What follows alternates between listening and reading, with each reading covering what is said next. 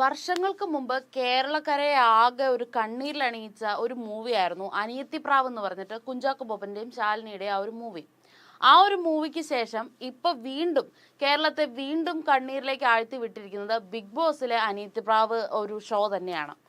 കാരണം കഴിഞ്ഞ കുറേ ദിവസങ്ങളായിട്ട് ചേട്ടന്മാർ കൊണ്ടേ നടന്ന അനിയത്തിയുടെ ആ ഒരു അതിനു വേണ്ടിയിട്ട് അനിയത്തിക്ക് വേണ്ടി കഷ്ടപ്പെട്ടതൊക്കെ വെറുതെ ആയിപ്പോയ പോലെ ആയിപ്പോയി. കുളിപ്പിച്ച് കുളിപ്പിച്ച് കൊച്ചിനെ ഇല്ലാണ്ടാക്കി എന്ന് പറഞ്ഞ പോലെ ആയിരുന്നു ഇന്നലെ നടന്ന എപ്പിസോഡിലെ സംഭവങ്ങൾ. നന്ദന എവിക്റ്റഡ് ആയി. ഇത്രയും ദിവസം നന്ദനയ്ക്ക് വേണ്ടിയിട്ട് ബാക്കിയുള്ള അവരുടെ സ്വന്തം കളികളും വരെ മറന്ന് സ്കോർ പോലും നേടാതെ നന്ദനയ്ക്ക് വേണ്ടിയിട്ടൊരു വീട് എന്നുള്ള ഒരു പദ്ധതിക്ക് വേണ്ടിയിട്ടാണ് ബാക്കിയുള്ളവര്, പ്രത്യേകിച്ച് അഭിഷേക്, സിജോ, സായി, അതിൽ സിജോയും സായി ആയിരുന്നു ഏറ്റവും കൂടുതലായിട്ട് ചെയ്തിട്ടുണ്ടായിരുന്നത്. ആ ഒരു തരത്തിൽ നിന്നുകൊണ്ട് ഒരു തരത്തിൽ നോക്കിയാൽ നന്ദനയെ സപ്പോർട്ട് ചെയ്യാൻ വേണ്ടിയിട്ടായിരിക്കാം അവരത് ചെയ്തിട്ടുണ്ടാവുക. നല്ലൊരു ഉദ്ദേശത്തോട് കൂടിയിട്ടാവും അത് ചെയ്തിട്ടുണ്ടാവുക. പക്ഷെ അതിൽ ഉണ്ടായ ഒരു എഫക്റ്റ് എന്ന് പറയുന്നത് വളരെ ഒരു നെഗറ്റീവ് ആയിട്ടുള്ള ഒരു ഇമ്പാക്റ്റ് പ്രേക്ഷകരുടെ ഇടയിൽ നന്ദനയ്ക്ക് ഇട്ട് കൊടുക്കുകയായിരുന്നു അവര്.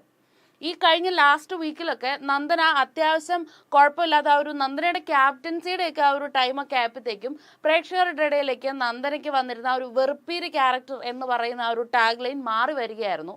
അപ്പം വലിയ കുഴപ്പമില്ലാത്ത കാര്യങ്ങളൊക്കെ മാനേജ് ചെയ്ത് പോകുന്നുണ്ട് എന്നുള്ള രീതിയിലേക്ക് പറഞ്ഞു വന്നുകൊണ്ടിരിക്കുകയായിരുന്നു.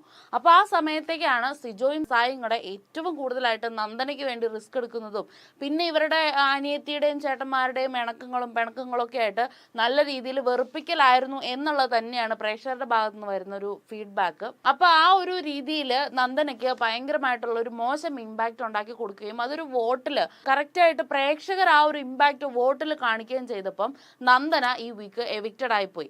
അപ്പോഴും ചേട്ടന്മാർക്ക് ഭയങ്കര വിഷമമാണ്, നന്ദനയെ കൊണ്ട് ചെയ്യാൻ പറ്റിയില്ല അവളുടെ ഒരു ആഗ്രഹം എന്നുള്ളത്. സായിയുടെ ഫാമിലി വന്നൊരു ദിവസം, സായിയുടെ വൈഫ് വീട്ടിലേക്ക് കയറി വന്നൊരു സമയത്ത്, ആ ഒരു സമയത്താണ് സായി ഏറ്റവും കൂടുതൽ ആ വീട്ടിൽ വിഷമിച്ച് കണ്ടിട്ടുള്ളത്. രണ്ട് സമയത്തെ സായിക്ക് അത്തരത്തിലൊരു റോളർ കോസ്റ്റർ ഓഫ് ഇമോഷൻസ് പോയിട്ടുള്ളതായിട്ടോ അല്ലെങ്കിൽ പുറമേ കുറച്ച് വീക്കായിട്ടോ കണ്ടിട്ടുള്ളത് ഒരു രണ്ട് ദിവസങ്ങളിലാണ്. അത് ഒന്ന് സായിയുടെ വൈഫ് വന്ന ദിവസവും പിന്നെ ഒന്ന് ഇന്നലെ ആയിരുന്നു. ഇന്നലത്തെ എപ്പിസോഡിൽ നന്ദന എവിക്റ്റഡ് ആണ് എന്നറിഞ്ഞപ്പം സായി വല്ലാണ്ട് തകർന്നിരുന്നു. അവിടെയും സായി വിട്ടുകൊടുക്കാനായിട്ട് തയ്യാറായി. കാരണം ടിക്കറ്റ് ടു ഫിനാലെ ഗെയിം കളിച്ച സമയത്തൊക്കെ മാക്സിമം സായി വിട്ടുകൊടുത്തുകൊണ്ട് നന്ദനെയും സിജോയെയും അഭിഷേകിനെയൊക്കെ മുമ്പോട്ട് കൊണ്ടുവരാനായിട്ട് ശ്രമിക്കുകയും കിട്ടുന്ന പോയിന്റ്സ് ഒക്കെ വിട്ടുകൊടുത്ത് നന്മമരം കളിക്കാനായിട്ട് ശ്രമിക്കുകയൊക്കെ ചെയ്യുന്നുണ്ടായിരുന്നു. അപ്പൊ ഈ ഒരു എവിക്ഷന്റെ പ്രോസസ്സ് കഴിയുന്ന ആ ഒരു സമയത്തും സായി അവിടെ വിട്ടുകൊടുത്ത് നന്ദനെ സേഫ് ആക്കാനും ഞാൻ പുറത്തു പോകാൻ തയ്യാറാണ് എന്നുള്ള തരത്തില് ഈ ഗെയിം കണ്ടുകൊണ്ടിരിക്കുന്ന അല്ലെങ്കിൽ സായിനെ സപ്പോർട്ട് ചെയ്യുന്ന ഫാൻസിനെ ഒക്കെ പൊട്ടന്മാരാക്കുന്ന തരത്തിലുള്ള ഒരു തരം പ്രതികരണമായിരുന്നു സായിയുടെ ഭാഗത്തുനിന്നുണ്ടായിരുന്നത്. പക്ഷെ എന്തായാലും അനിയത്തി വീട്ടിൽ നിന്ന് പോകുന്നതിന് മുമ്പ് ചേട്ടന്മാർ ഒരു വാക്കൊക്കെ കൊടുത്തിട്ടുണ്ട്. സ്വപ്നം, നീ ഈ വീട്ടിലേക്ക് കയറി വന്നത് എന്ത് സ്വപ്നം കൊണ്ടാണോ ആ ഒരു സ്വപ്നം നമ്മൾ സെറ്റാക്കി എടുക്കും എന്നൊക്കെ പറഞ്ഞിട്ടാണ് വിട്ടിട്ടുള്ളത്. നന്ദനയിലൂടെ അത് നടക്കേണ്ടതായിരുന്നു എന്നുള്ളതാണ് സിജോയുടെ ഒരു കമന്റ്. പക്ഷെ ഇതിപ്പോ നമ്മളെല്ലാവരും കൂടെ ചേർന്ന് കൊടുക്കുന്നതും നന്ദന ഒറ്റയ്ക്ക് അത് കളിച്ചത് ജയിക്കുന്നതും ഒത്തിരി വ്യത്യാസം ഉണ്ടായിരുന്നു.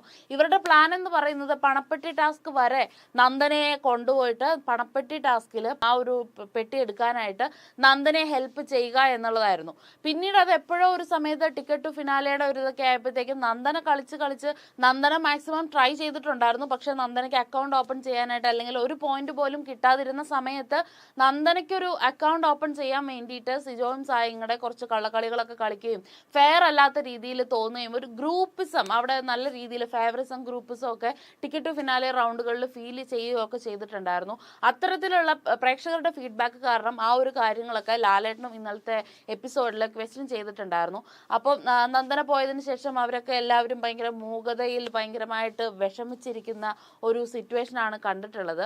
അപ്പോൾ ടിക്കറ്റ് ടു ഫിനാലയുടെ ടാസ്കുകളൊക്കെ കഴിഞ്ഞിട്ടുണ്ടായിരുന്നു. എന്തായാലും ഫൈനലിസ്റ്റ് ആയിട്ട് എത്തിയിട്ടുള്ളത് അഭിഷേകാണ്. അഭിഷേകിനെ അഭിനന്ദിക്കുകയൊക്കെ ചെയ്യുന്നുണ്ടായിരുന്നു ലാലേട്ടൻ. പക്ഷേ അവിടെ ഒരു ട്വിസ്റ്റ് എന്താണെന്ന് വെച്ചാൽ ഈ ഒരു ലാസ്റ്റ് എവിക്ഷന്റെ ഒരു ടൈമൊക്കെ ആയപ്പോഴും അഭിഷേക് എവിക്റ്റഡ് അല്ല, സേഫ് സോൺ എന്നുള്ള രീതിയിലാണ് ഒരു ഇത് വന്നിട്ടുള്ളത്. സേഫ് സോൺ ആണോ അതോ എവിക്റ്റഡ് ആണോ എന്നുള്ള തരത്തിലായിരുന്നു ഇന്നലത്തെ എവിക്ഷന്റെ പ്രോസസ്സ് പൊക്കോണ്ടിരുന്നത്. ആരാണ് പുറത്ത് എന്നുള്ളത് കണ്ടുപിടിക്കാൻ ഒരു പ്രത്യേക തരത്തിലാണ് അത് കണ്ടുപിടിച്ചിട്ടുണ്ടായിരുന്നത്. അപ്പൊ ആ ഒരു സമയത്ത് പോലും അഭിഷേക് സേഫ് ആണെന്നുള്ള തരത്തിലോ അല്ലെങ്കിൽ ഫിനാലയിലേക്ക് കടന്നു എന്നുള്ള തരത്തിലല്ല. ഇനിയിപ്പോ മാറ്റിപ്പിടിക്കലുകൾ ആയതുകൊണ്ടിട്ട് ഈ ഒരു സീസണിൽ എന്താണ് ആ ഒരു ടിക്കറ്റ് ടു ഫിനാലെ കൊണ്ടിട്ട് വ്യത്യാസം വരാൻ പോകുന്നത് എന്നറിയില്ല. കഴിഞ്ഞ കുറച്ച് ദിവസങ്ങൾക്ക് മുമ്പ് ഇതിനെപ്പറ്റി ഒരു ചർച്ച നടന്നപ്പോൾ 13ാം വീക്കിലേക്കുള്ള ഇമ്മ്യൂൺ ആണെന്നും അല്ലെങ്കിൽ ടോപ്പ് 5ലേക്കുള്ള സെലക്ഷൻ ആണെന്നോ അല്ലെങ്കിൽ ലാസ്റ്റ് വീക്കിലും വരെ നിൽക്കാനുള്ള ഒരു ചാൻസ് ആണെന്നോ മാത്രം പറഞ്ഞിട്ടുണ്ടായിരുന്നു. അപ്പോൾ 13ാം വീക്ക് എന്ന് പറയുന്നത് ഇപ്പോൾ ഈ ഒരു വരുന്ന വീക്കാണ്. ഇതിപ്പോൾ 12th വീക്കാണ് കംപ്ലീറ്റഡ് ആയിട്ടുള്ളത്. എന്താണെങ്കിലും ബിഗ് ബോസിൽ വളരെ കലുഷിതമായ കുറെ 84 ദിവസങ്ങളാണ് കംപ്ലീറ്റ് ചെയ്യപ്പെട്ടിട്ടുള്ളത്. ഈ 84 ദിവസങ്ങളിലെയും ജേണി ഒക്കെ വെച്ചിട്ട് എല്ലാവരെയും കൊണ്ടിട്ട് അവിടെ സംസാരിപ്പിക്കുകയുണ്ടായിരുന്നു. അവരുടെ ആ ഒരു ഗ്രാഫ് എങ്ങനെയാണെന്നുള്ളത് വരച്ച് കാണിച്ച് അത് പ്രസന്റ് ചെയ്ത് അപ്സ് ആൻഡ് ഡൗൺസിനെ പറ്റിയിട്ടൊക്കെ നല്ല രീതിയിൽ സംസാരിക്കാനായിട്ട് പറയുന്നുണ്ടായിരുന്നു. എല്ലാവരും വന്നിട്ട് അവരുടേതായ ഗെയിംസ് എങ്ങനെയുണ്ട്, വന്ന് കയറിയപ്പോൾ മുതലുള്ള ഗെയിംസിനെ പറ്റിയിട്ടൊക്കെ സംസാരിക്കുന്നുണ്ടായിരുന്നു. എല്ലാവരും തന്നെ നല്ല രീതിയിൽ ആ ഒരു കാര്യങ്ങളൊക്കെ പ്രസന്റ് ചെയ്ത് ഒരു ചാർട്ട് പോലെ വരയ്ക്കുന്നു, അതിനെ എക്സ്പ്ലെയിൻ ചെയ്ത് കൊടുക്കുന്നു.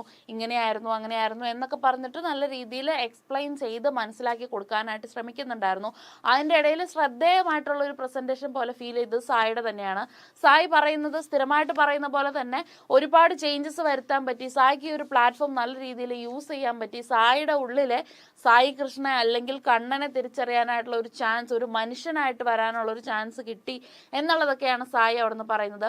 അപ്പോൾ ആ ഒരു പ്ലാറ്റ്ഫോം കൊണ്ടിട്ട് സായി ഉദ്ദേശിച്ചത് എന്തോ അല്ലെങ്കിൽ സായിക്ക് നേടാനുണ്ടായിരുന്നത് എന്തോ അത് ലഭിച്ചു. ഇനിയിപ്പം ഒരു കപ്പ് കിട്ടിയില്ല എങ്കിലും അല്ലെങ്കിൽ വിന്നർ ആയിട്ടില്ല എങ്കിലും കുഴപ്പമില്ല, ഞാൻ ഹാപ്പിയാണ് എന്നുള്ള തരത്തിലാണെന്നു സായിയുടെ ആ ഒരു പ്രസന്റേഷനിൽ സായി ഫീഡ്ബാക്ക് ആയിട്ടോ അല്ലെങ്കിൽ അനാലിസിസ് ആയിട്ടോ ഒക്കെ പറഞ്ഞിട്ടുണ്ടായിരുന്നത്. എല്ലാവരും സെൽഫ് അനാലിസിസ് നടത്തിയിട്ടുണ്ടായിരുന്നു. നല്ല രീതിക്ക് തന്നെ അതൊരു പ്രസന്റ് ചെയ്തിട്ടുണ്ടായിരുന്നു. എല്ലാവരുടെയും ഹെൽത്തിനെ പറ്റിയിട്ടൊക്കെ നല്ല രീതിയിൽ ലാലേട്ടൻ ചോദിക്കുന്നുണ്ടായിരുന്നു. കാരണം കഴിഞ്ഞ ടിക്കറ്റ് ഫിനാലെ ടാസ്കുകളൊക്കെ കുറച്ചധികം ഹാർഡായിട്ടുള്ള ടാസ്കുകളായിരുന്നു. ഹെൽത്ത് വൈസ് എല്ലാവരും ഓക്കെ ആണോ എന്നുള്ളതൊക്കെ അന്വേഷിച്ചു. പിന്നെ ടിക്കറ്റ് ഫിനാലയെ പറ്റിയിട്ട് മൊത്തത്തിലുള്ള ഒരു അനാലിസിസ് പോലെ ചെയ്യുകയുണ്ടായിരുന്നു. കാരണം പ്രേക്ഷകരുടെ ഭാഗത്തു നിന്നുണ്ടായ ഒരു റെസ്പോൺസ് എന്ന് പറയുന്നത് ഫെയർ അല്ല, ഗ്രൂപ്പിസം കളിക്കുന്നു, ഞങ്ങളെ പൊട്ടന്മാരാക്കുന്ന രീതിയിലുള്ള കുറേ പെർഫോമൻസസ് ആണ് നടന്നത് എന്നുള്ള തരത്തിലുള്ള ഫീഡ്ബാക്കുകളൊക്കെ പോയിട്ടുണ്ടായിരുന്നു.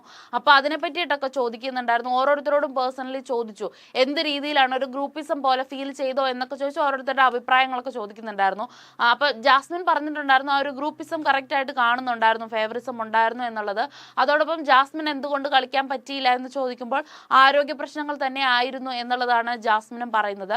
അപ്പോൾ ലാലേട്ടനെ എടുത്ത് ചോദിക്കുന്നുണ്ടായിരുന്നു ആരോഗ്യ പ്രശ്നങ്ങളായിരുന്നോ അതോ പ്ലാൻഡ് ആയിരുന്നോ എന്നുള്ളത്. അപ്പം ജാസ്മിൻ അല്ല, ആരോഗ്യ പ്രശ്നങ്ങളായിരുന്നു, ഒരു മാക്സിമം ട്രൈ ചെയ്തു എന്ന് പറഞ്ഞു. നോറയും നന്ദനയും ഒക്കെ പറഞ്ഞു മാക്സിമം എഫോർട്ട് എടുത്ത് കൊടുത്തിട്ടുണ്ടായിരുന്നു, പക്ഷെ പറ്റുന്ന പോലെ ചെയ്തു, ബട്ട് പറ്റിയില്ല, അതിനേക്കാളും നല്ല രീതിയിൽ മറ്റുള്ളവർ എഫോർട്ട് എടുത്തത് കൊണ്ടിട്ട് ഞങ്ങൾക്ക് കയറി വരാൻ പറ്റിയില്ല എന്നുള്ള തരത്തിൽ അവർ ഫീഡ്ബാക്ക് കൊടുത്തു. ദെൻ സായി പറഞ്ഞത് 50% മൈൻഡ് ഇട്ടു, 50% ബോഡിയുടെ എഫക്റ്റ് ഇട്ടു, പക്ഷേ ആ ഒരു രീതിയിലാണ് നിന്ന് കളിച്ചുകൊണ്ടിരുന്നത് എന്നാണ് സായി പറയുന്നത്. സായി പൊതുവെ ഇത്തരം കാര്യങ്ങളൊക്കെ പറയുമ്പോൾ ഭയങ്കര ഡിപ്ലോമാറ്റിക് ആയിട്ട് പറയുന്നതുകൊണ്ട് മനസ്സിലാവാറില്ല എന്നുള്ള, കുടുംബ പ്രേക്ഷകർക്ക് പ്രത്യേകിച്ച് കുറച്ച് ഏജ്ഡ് ആയിട്ടുള്ളവർക്ക് മനസ്സിലാക്കിയെടുക്കാൻ പറ്റുന്നില്ല എന്നുള്ള തരത്തിലുള്ള ഒരു ഫീഡ്ബാക്ക് ഓൾറെഡി ഉണ്ടായിരുന്നു. അപ്പോൾ സായി അത്തരത്തിൽ തന്നെ വീണ്ടും ആ ഒരു കമന്റ് പറഞ്ഞു. പിന്നെ ജിൻഡോ പറഞ്ഞു, ജിൻഡോ ഒരു മുയലിനെ പോലെയിട്ട് എല്ലാം പെട്ടെന്ന് വേണം എന്നുള്ള രീതിയിൽ കളിക്കാൻ ശ്രമിച്ചപ്പോൾ ബാക്കിയുള്ളവർ ആമയെ പോലെ വന്നിട്ട് ആ ഒരു നേട്ടം സ്വന്തമാക്കി എന്നുള്ളത് പറഞ്ഞു. അപ്പോൾ ആ ഒരു സമയത്ത് മുയലിനെ കണ്ടുപിടിക്കാനുണ്ടായിട്ടുള്ള ഒരു ടാസ്ക് ഉണ്ടായിരുന്നു. ആ ഒരു ടാസ്കിനെ സംബന്ധിച്ചിട്ടായിരുന്നു സംസാരിച്ചിട്ടുണ്ടായിരുന്നത്. അപ്പം ആർക്കും ആ ഒരു ഗെയിമിനെ പറ്റിയിട്ട് ജിൻഡോയ്ക്ക് മനസ്സിലായിട്ടില്ല എന്നുള്ളത് ജാസ്മിൻ എടുത്ത് പറയുകയും കുറച്ച് പേർക്കൊക്കെ മനസ്സിലായി എന്ന് പറയുകയും ചെയ്യുന്നത്. ജിൻഡോ അപ്പം എതിർക്കുകയാണ്, ആർക്കും ഒന്നും മനസ്സിലായിട്ടൊന്നും ഉണ്ടായിരുന്നില്ല, എല്ലാവരും ലക്ക് കൊണ്ടിട്ട് കളിച്ച് വന്നതാണ് എന്നാണ് ജിൻഡോ പറയുന്നത്. അപ്പോൾ ആ ഒരു സമയത്ത് സിജോയൊക്കെ എണീറ്റ് പറയുന്നുണ്ടായിരുന്നു, ഇല്ല ആദ്യം മുതലേ ഗെയിം മനസ്സിലായിരുന്നു, പിന്നെ പക്ഷേ അപ്പോൾ പയ്യെ ആമയെ പോലെ കളിച്ച് തുടങ്ങി ഒരു സ്റ്റേജിനപ്പുറം അതൊരു മുയൽ എന്നുള്ള രീതിയിലേക്ക് കളിച്ച് എടുക്കുക എന്നുള്ളതായിരുന്നു അതിൻ്റെ ഏറ്റവും വലിയൊരു സ്ട്രാറ്റജി ആയിട്ട് കാണേണ്ടിയിരുന്നത്. ആ ഒരു രീതിയിലാണ് പലരും കളിച്ചത് എന്നൊക്കെ പറയുന്നുണ്ടായിരുന്നു. ചോർച്ച സിദ്ധാന്തം എന്ന് പറഞ്ഞിട്ടൊരു ടാസ്ക് കളിച്ച സമയത്ത് അതിനെ പറ്റിയിട്ട് ചോദിക്കുന്നുണ്ടായിരുന്നു. അവരത് കൃത്യമായിട്ട് പ്ലാൻ ചെയ്തതാണോ, അല്ലെങ്കിൽ സിജോയും സായിയും നന്ദനയും ചേർന്നിട്ട്, നന്ദന അപ്പോൾ അതിൽ പെട്ടിട്ടില്ല, ഒരു പ്ലാനിങ്ങിൽ ഉണ്ടായിരുന്നില്ല എന്നുള്ളതാണ് നന്ദന പറയുന്നത്. പക്ഷെ ഗെയിം കണ്ടുകൊണ്ടിരുന്നവർക്കൊക്കെ അവർ തമ്മിലുണ്ടായിരുന്ന ഒരു അഡ്ജസ്റ്റ്മെന്റിനെ പറ്റിയിട്ട് വിസിബിൾ ആയിട്ട് കാണാൻ പറ്റുന്നുണ്ടായിരുന്നു. അപ്പോൾ സിജോയോട് ചോദിച്ചപ്പം അൺപ്ലാൻഡ് ആയിരുന്നു, സ്പോണ്ടേനിയസ് ആയിട്ട് ഉണ്ടായ ഒരു പ്ലാൻ ആണ്, അപ്പോൾ അവർക്ക് ഒരു അക്കൗണ്ട് ഓപ്പൺ ചെയ്ത് കൊടുക്കുക എന്നുള്ള ഒരു താല്പര്യത്തോട് കൂടിയിട്ട് ചെയ്തതാണ് എന്നുള്ള തരത്തിൽ കൺഫ്യൂസ് ചെയ്യുന്നുണ്ടായിരുന്നു. അപ്പോൾ നന്ദനയ്ക്ക് വേണ്ടി സായി സിജോ കളിച്ച ഒരു ഒത്തുകളിയാണ് എന്നുള്ള തരത്തിൽ അതിന്റെ വീഡിയോ ഒക്കെ ഇട്ട് കാണിക്കുകയും അവിടെ ഒരു ടീം ഗെയിം നടന്നിട്ടുണ്ടായിരുന്നു എന്നുള്ളത് ലാലേട്ടൻ പ്രൂവ് ചെയ്യുകയൊക്കെ ചെയ്തിട്ടുണ്ടായിരുന്നു. എന്തായിരുന്നു ടിക്കറ്റ് ടു ഫിനാലെ എന്ന് പറയുന്ന ആ ഒരു ടാസ്കിൽ കഴിഞ്ഞ ഒരു വീക്ക് മൊത്തമായിട്ട് നടന്നിട്ടുള്ളത് എന്നുള്ളത് ഒരു ന്യൂസ് പോലെയാക്കി ചെയ്യാനായിട്ട് സിജോയെയും ജാസ്മിനെയും ഏൽപ്പിച്ചിട്ടുണ്ട്. അപ്പോൾ ഇന്നത്തെ എപ്പിസോഡിലായിരിക്കും എപ്പിസോഡിലായിരിക്കും അത് വരണ്ടാവുക. ഇതിനു മുമ്പും സിജോയും ജാസ്മിനും ചേർന്ന് ചെയ്തിട്ടുള്ള ടാസ്കുകളൊക്കെ നല്ല രസമായിട്ട് തന്നെ ചെയ്തിട്ടുണ്ട്. പിന്നീട് എവിക്ഷൻ പ്രോസസ് ആയിരുന്നു. കുറെ ഹാർട്സ് കൊടുത്തിട്ട് അതിൽ ആരുടെ പേരാണോ സേഫ് സോണിലുള്ളത് അവരെല്ലാവരെയും ഇന്നത്തെ ഒരു എവിക്ഷന്റെ പ്രോസസ്സിലേക്കായിരിക്കും അവർ വരേണ്ടാവുക. ബാക്കി വന്നത് നന്ദനയും സായി ആയിരുന്നു. അപ്പോൾ അവർ രണ്ടുപേരിലും ആരാണ് എവിക്റ്റഡ് എന്നുള്ളത് കണ്ടുപിടിക്കുകയായിരുന്നു. അപ്പോൾ അതായിരുന്നു ആ ഒരു പ്രത്യേക തരത്തിൽ ഓരോ തവണയും ഓരോരോ രീതിയിലാണ് നോമിനേഷൻ എന്താന്നുള്ളത് കണ്ടുപിടിക്കേണ്ടാവുക. അപ്പോൾ ആ ഒരു സമയത്ത് സായി ആസ് യൂഷ്വൽ സായി പറഞ്ഞു എന്താണെങ്കിലും ഹാപ്പിയാണ്, എന്തിനേയും നേരിടാൻ തയ്യാറാണെന്ന് പറഞ്ഞു. നന്ദനയും അതുപോലെ തന്നെ ഒരുപാട് നന്ദിയുണ്ട് എന്നുള്ള തരത്തിലൊക്കെ സംസാരിച്ച് നന്ദന എവിക്റ്റഡ് ആവുകയാണ് ചെയ്തിട്ടുണ്ടായിരുന്നത്. അപ്പോൾ ഇന്നത്തെ ഒരു എപ്പിസോഡിൽ എന്താണെന്നുള്ളത് പുതിയ എന്തൊക്കെയോ കാര്യങ്ങൾ അതിലേക്ക് കൊണ്ടുവരാൻ പോവാണ്. കാരണം 13ാമത്തെ വീക്കിന്റെ അപ്പോൾ ടിക്കറ്റ് ടു ഫിനാലെ കിട്ടിയതിന് ശേഷമുള്ള എന്ത് ബെനിഫിറ്റ് ആണ് ടിക്കറ്റ് ടു ഫിനാലേക്ക് എന്നുള്ളതും അതോടൊപ്പം വരാൻ പോകുന്ന ഈ ഒരു വീക്കിൽ എന്തൊക്കെയാണ് നടക്കാൻ പോകുന്നത് എന്നൊക്കെയുള്ള കാര്യങ്ങൾ ഇന്നത്തെ എപ്പിസോഡിലായിരിക്കും ലാലേട്ടൻ സംസാരിക്കേണ്ടാവുക.